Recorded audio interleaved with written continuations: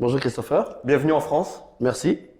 Daris, tu connais bien la France. On va en reparler un petit peu plus tard. Mais tu es du Bénin Tout à fait. et ton siège est au Togo, le siège de ICDL Afrique francophone, Exactement. sachant qu'il y a aussi ICDL Africa qui est basé à Kigali au Rwanda. C'est ça. Est-ce que tu peux nous parler un petit peu de l'organisation de ICDL en Afrique? Depuis quand est-ce que ICDL existe en Afrique et dans quel D'accord. pays est-ce qu'on peut trouver ICDL? D'accord. Merci Christopher de me recevoir. Je suis heureux d'être ici à Cannes, dans vos beaux locaux que j'ai le plaisir de visiter. Et déjà, bravo à toute l'équipe pour ce que vous faites. Et aujourd'hui, je suis venu pour voir un petit peu les synergies et voir un petit peu, m'imprégner du modèle français qui est quand même un des modèles les plus avancés dans la fondation. Et donc, en tant que représentant de ICDL sur la partie francophone, je vais pouvoir également dire aussi ce que nous faisons et comment nous sommes structurés. Alors, pour revenir à ta question, ICDL en Afrique, en fait, le siège est à Kigali, au Rwanda, qui gère toute la partie, on va dire, du Rwanda jusqu'au nord de l'Afrique. Et donc, moi, je m'occupe de 14 pays en Afrique francophone. Le Bénin, le Togo, la Côte d'Ivoire, le Sénégal, le Mali, le Congo. En tout cas, l'ensemble des pays qui ont le français en partage. Et donc, pour être plus opérationnel, je suis du côté du Togo afin de couvrir et de connecter toute cette partie plutôt de l'Afrique centrale et Afrique de l'Ouest. Voilà. Alors, donc, nous sommes rattachés au bureau de Kigali et qui a donc tout en charge globalement la partie anglophone. Donc, évidemment, le challenge pour nous, c'est de rattraper le gap entre anglophone et francophone, parce que pour revenir au métier que nous faisons ICDL, la culture anglo-saxonne connaît les certifications. Et c'est plus difficile pour les francophones, en fait, de comprendre ce que c'est que la certification et l'importance. Donc, notre challenge au quotidien, c'est d'essayer de rattraper ce gap, en fait. Donc, avec ICDL Africa, on travaille pour que, désormais, ce standard soit adopté par l'ensemble des gouvernements de l'Afrique francophone. Donc, je vais détailler après ce que nous avons fait jusque-là. Et ça fait depuis quand que ça existe donc maintenant en Afrique, Alors, sur le continent? sur le continent, ça va faire plus de 15 ans. Et nous, en fait, en tout cas, la partie francophone, ça va faire 5 ans qu'on est vraiment en train de mettre le paquet, comme on dit. Il y a eu des initiatives, c'est vrai, mais pas assez coordonnées. Du coup, il y a eu un manque de coordination. Et actuellement, avec la restructuration aussi qu'il y a eu au sein de la fondation, nous arrivons maintenant à mieux coordonner les actions. Et par exemple, pour donner l'exemple précis, on avait un déficit de modules en français qu'on est en train de rattraper. Et c'était l'une des raisons qui faisait que le standard n'était pas développé en zone francophone.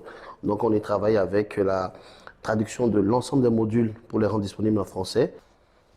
Et alors, pourquoi est-ce que justement le siège de ICDL Africa est basé au Rwanda? Et peut-être tu peux nous dire justement euh, en quoi ICDL Africa vous accompagne aussi sur l'Afrique francophone. C'est une histoire de réseaux sociaux, d'accord? En tout cas, selon l'anecdote que raconte souvent Damian, le président de la fondation, c'est parti d'un tweet en fait où il a demandé en fait où est-ce qu'on pourrait installer le siège de la fondation. Et tout de suite, le ministre du numérique du Rwanda, très réactif et tout, a dit ben nous vous offrons notre pays pour accueillir voilà, les CDL. Donc tout de suite, Damien a dit très bien go. Et donc ils ont tout de suite pensé à installer là-bas. Sinon ils auraient pu penser au Kenya, ils auraient pu penser à la Tanzanie, mais ils ont voulu prendre un pays qui a la similitude de l'Irlande, c'est-à-dire un petit pays au milieu de mastodontes, mais qui a un fort potentiel, un peu comme Singapour d'ailleurs. Et donc c'est un peu ce modèle que duplique ICDL. Donc c'est comme ça qu'en fait le siège s'est retrouvé au Rwanda. Et aujourd'hui, en fait, nous, l'avantage que nous avons, c'est que toute la partie technique et la partie ressources se trouve à Kigali.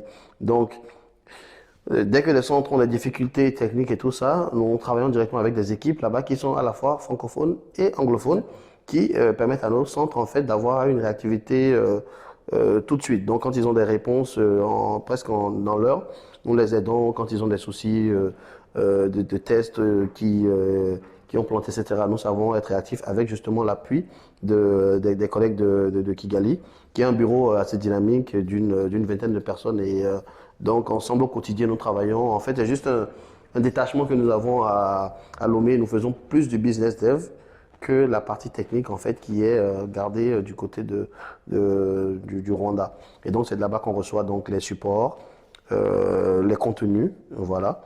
Et cette synergie-là nous permet d'être réactifs sur notre marché.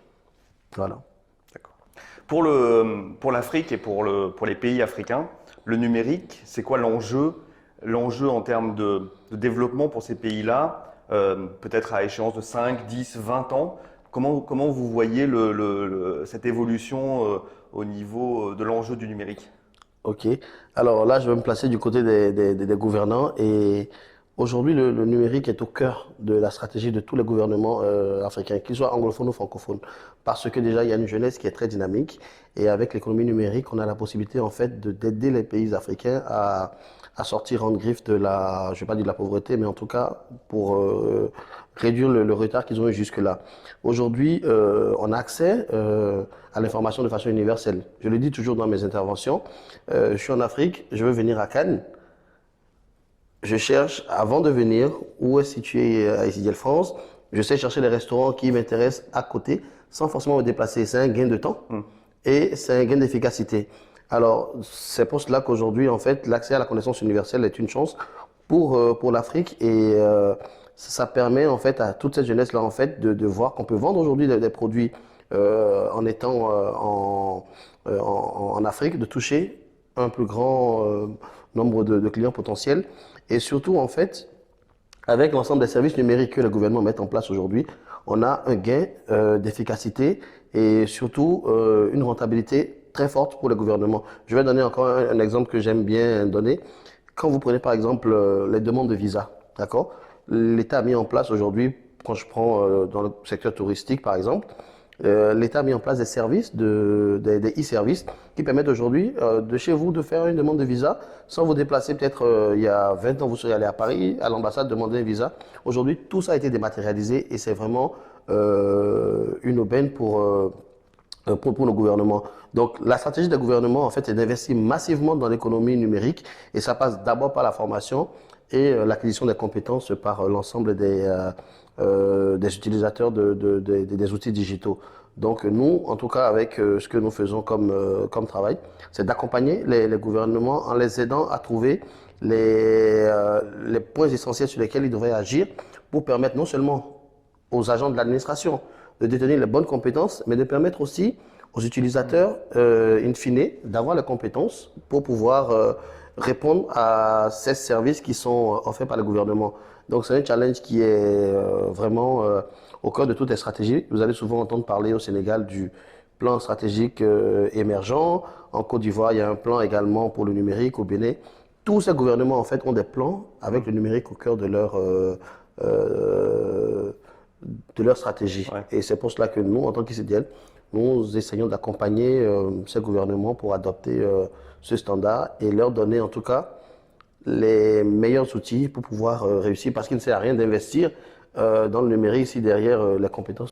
Donc c'est un enjeu économique, c'est un enjeu aussi social pour permettre à tout le monde d'accéder à l'information.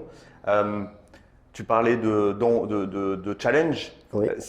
Les défis, tu en as cité déjà un avec justement le dialogue avec ICDL Africa, le côté anglo-saxon, le côté francophone. C'est ça.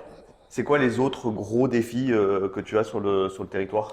Alors, il y a un défi aussi qui est un défi stratégique. Aujourd'hui, chacun des pays, on le voit, il y a une certaine concurrence pour avoir, par exemple, pour détenir, par exemple, les données.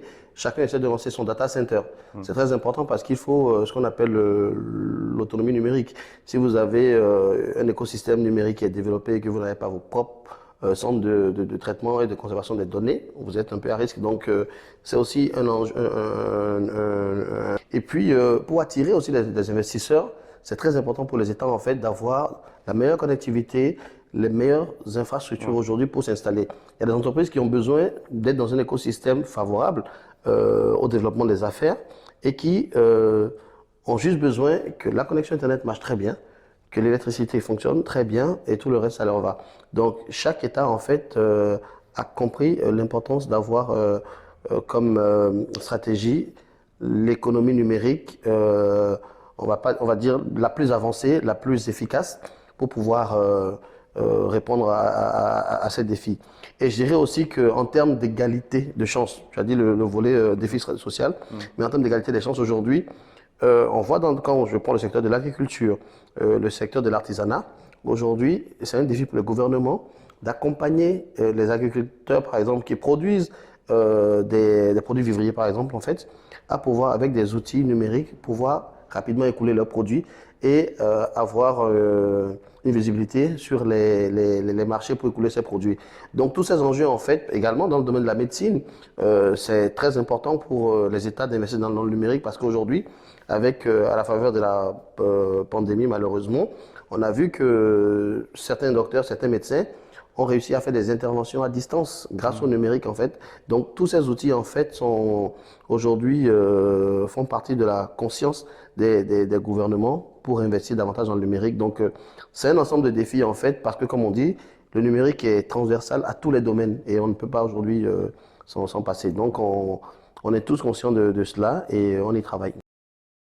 Comme tu le sais, tous les opérateurs au niveau international, on a souvent l'occasion d'échanger sur différentes problématiques. Oui.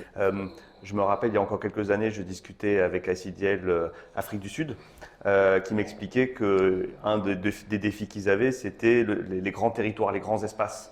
Et que dans les grandes villes, ils avaient effectivement cette connexion Internet, l'électricité, etc. Mais qu'il y avait aussi beaucoup de lieux en dehors des grandes villes où là, ils avaient beaucoup plus de mal à se développer. Est-ce que c'est un peu pareil dans les pays francophones d'Afrique? Est-ce qu'on retrouve aussi ce même type de schéma ou est-ce que c'est différent? C'est encore plus criard parce que Internet n'est pas encore disponible partout. Et justement, le service universel travaille à avoir ce qu'on appelle le service universel accessible à tous parce que c'est aujourd'hui un droit. Mais vous allez voir par exemple il y a des zones de forte connectivité où les opérateurs GSM vont installer des pylônes, mais ils ne veulent pas investir forcément au fin fond du territoire. Et du coup, l'État est obligé de suppléer à cela en apportant maintenant Internet dans ces zones-là, en faisant de la fibre optique un peu partout. Mais exactement comme en Afrique du Sud, on a vraiment un problème de couverture des territoires et de qualité de l'Internet. Mais ce sont des gros défis aussi qu'on essaie de résorber progressivement. Et justement, le but, en fait, c'est qu'avant, nous, on veut anticiper. On veut que les gens soient prêts avant de recevoir Internet. Ils ne vont pas être prêts et ne pas avoir Internet pour travailler. Donc, on travaille de façon parallèle pour anticiper.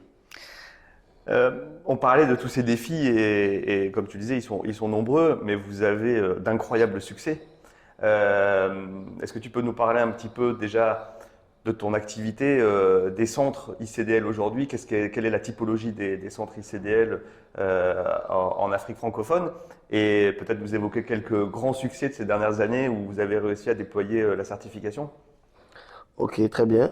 Alors, déjà, je suis heureux de voir que en Afrique, aujourd'hui, les gens commencent à comprendre l'intérêt d'investir dans la formation. Et nous, en fait, ce qu'on fait qui aujourd'hui porte ses fruits, c'est qu'on parle avec le gouvernement.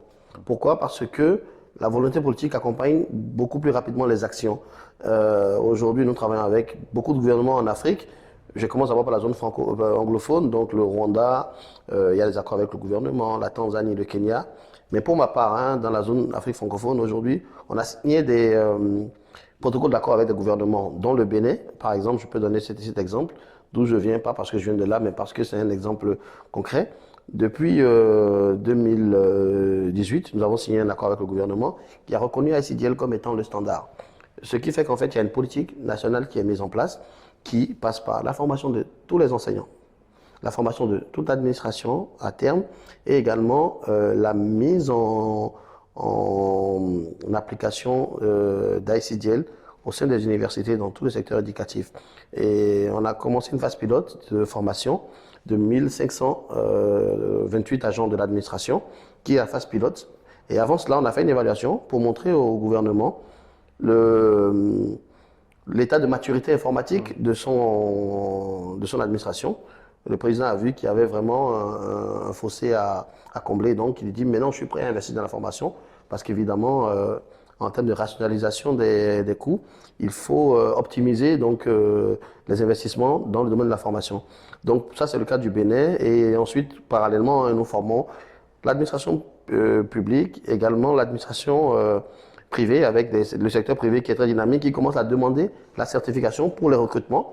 Donc bientôt, on ne peut pas travailler, on ne pourra pas travailler au Bénin sans avoir en fait une certification ICDL. En tout cas, même si ce n'est pas obligatoire, c'est quand même très suggéré. En Côte d'Ivoire, quelque chose de magnifique qui a été fait également. Nous avons signé un accord avec l'Agence des services universels, justement, qui a pour mission maintenant de développer ICDL au niveau national. Ça passe d'abord donc par la formation des agents de l'administration. Ensuite, l'adoption d'ICDL dans toutes les universités publiques. Et la Côte d'Ivoire, c'est un mastodonte dans la région. Et on est à un volume de près de 2 millions de personnes à certifier chaque année. On a des accords avec également le groupement du secteur privé de la Côte d'Ivoire qui va, sur la base des fonds collectés auprès des entreprises, permettre, un peu comme vous le faites ici, à ce que les salariés puissent avoir accès à un crédit pour pouvoir suivre leur formation. Également, le Sénégal, un succès parce que nous avons signé avec l'ONFP, qui est l'organisme national de la formation professionnelle, qui va prendre ICDL en mai et va développer tout l'écosystème pour le gouvernement sénégalais. On fait cela parce que en drivant par le haut, on est sûr qu'il y a du résultat. On a essayé l'inverse, hein, c'est-à-dire aller voir individuellement les centres, les écoles et tout. C'est un peu plus long parce que ils comprennent pas forcément les enjeux. Donc voilà les succès qu'on a, mais en général, on est en discussion avec tous les gouvernements parce qu'ils ont les mêmes enjeux, ils ont les mêmes calendriers, ils ont les mêmes challenges. Donc ils vont tous y arriver, seulement que certains comprennent plus rapidement que d'autres, mais on y travaille. Je développerai après ce qu'on a fait au Congo, qui est un bel exemple aussi au Congo-Brazzaville. Également en Guinée où on a été avec les partenaires traditionnels hein, de ICDL là-bas avec Dixine Gate par exemple que tu as rencontré.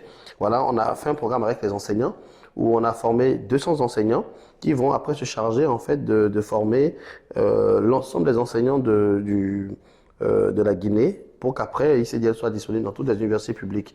Donc les défis sont énormes et il faut être prêt parce que on est sur des volumes de plusieurs millions de personnes qu'on va embraser dans le programme ICDL et on s'y prépare. Non, mais félicitations déjà pour toutes ces réussites. Il y a Merci. aussi les ONG, je crois qu'ils sont quand même pas mal impliqués dans beaucoup de programmes. Je sais que l'UNESCO, il y avait un partenariat avec l'UNESCO aussi. Alors c'était peut-être pas au niveau de l'Afrique francophone, mais au niveau de l'Afrique, du siège africain. Est-ce que tu connais ce dispositif? Alors oui, nous on est enfin l'UNESCO avait déjà un programme avec l'Égypte, ça ils ont certifié plus d'1 million de personnes.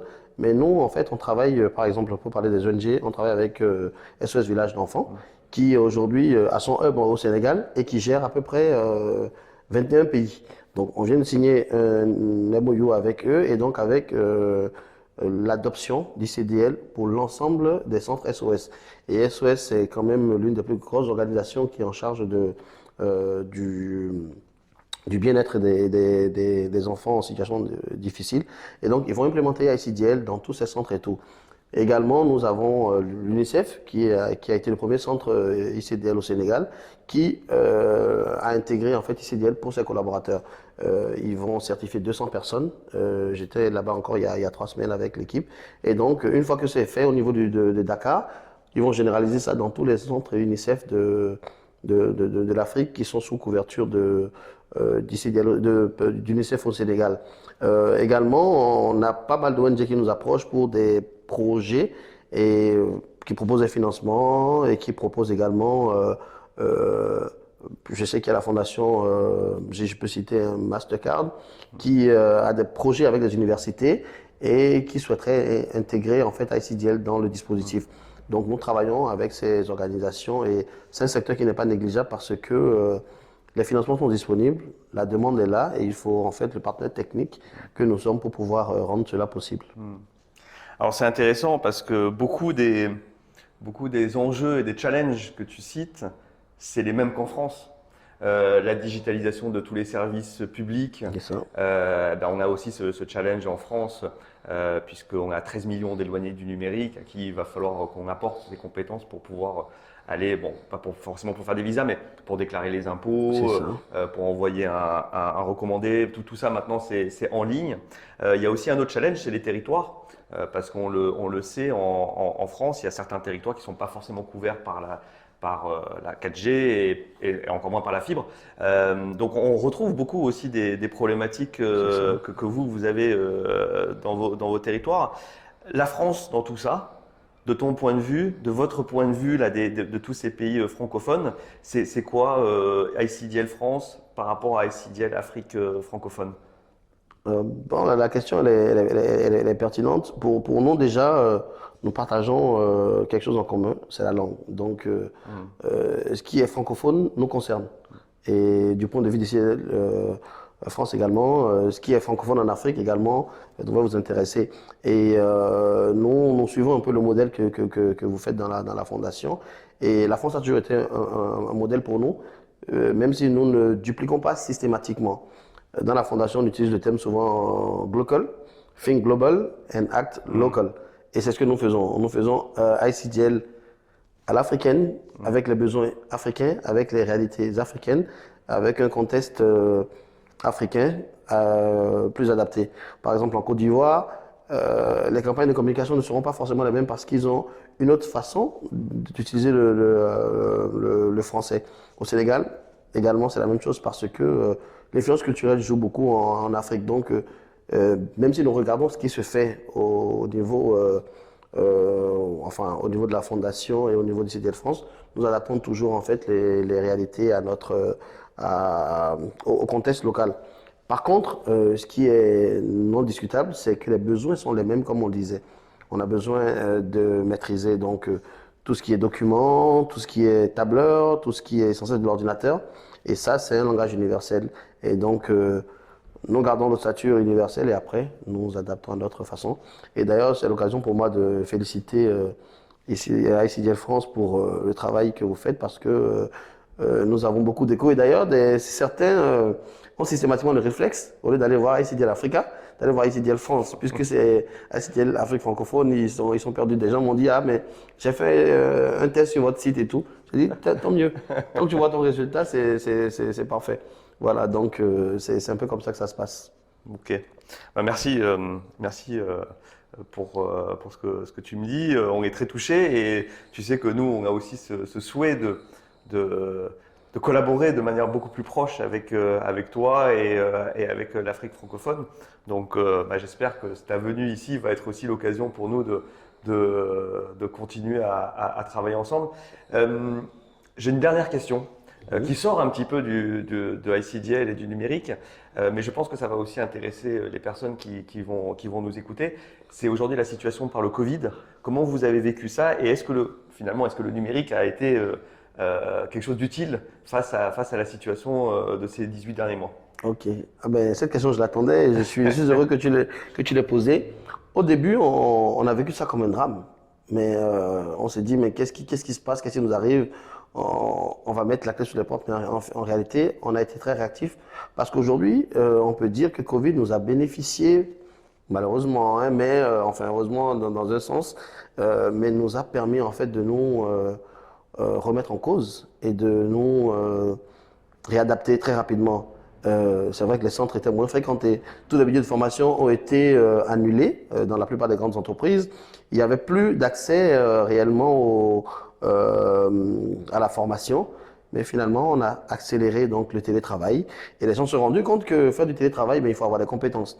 D'ailleurs, par exemple, quand je prends le cas de l'UNICEF, ils souhaiteraient désormais que les gens puissent avoir des certificats pour pouvoir être autorisés à faire du télétravail. C'est des modifications qui vont arriver dans les années à venir.